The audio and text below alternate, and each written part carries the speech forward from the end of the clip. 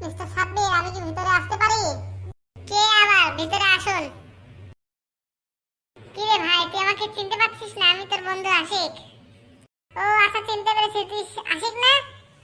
হ্যাঁ ভাই, আমি আশিক। তো কি হয়েছে, এখন আমার কাছে এসেছিস কেন? ভাই কি আর বলবো, দুঃখের কথা।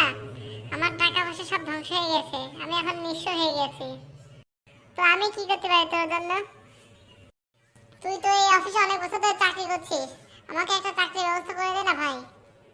আরে না না, তোর জন্য আমি কোনো চাকরির ব্যবস্থা করতে পারবো না। তুই এখন যা তো ভাই। কে বন্ধু, তোর মনে নেই তুই যখন রাস্তায় ভিখারি ছিল, আমি তোকে চাকরির ব্যবস্থা করে দিয়েছিলাম তোকে? তুই সব ভুলে গিয়েছিস? তুই এসব ফালতু কথা এখন আমার সামনে বলছিস না। যা তো ভাই, তুই যা। তোকে আমি কোনো চাকরি দিতে পারবো না, যা ভাই। বন্ধু হয়ে আমাকে এই কথা বলতে পারলি ভাই?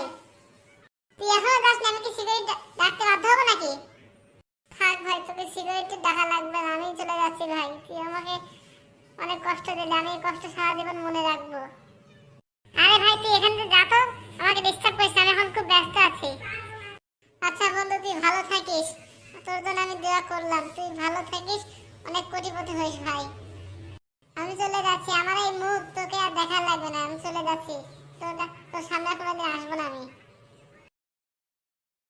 কোথা থেকে এইসব ভিখারিগুলো আসে বুঝি না, আজকে দিনটাই খারাপ। ধর, দেখি বউকে একটা কল লাগে, দেখি বাড়িতে বউ কি করছে।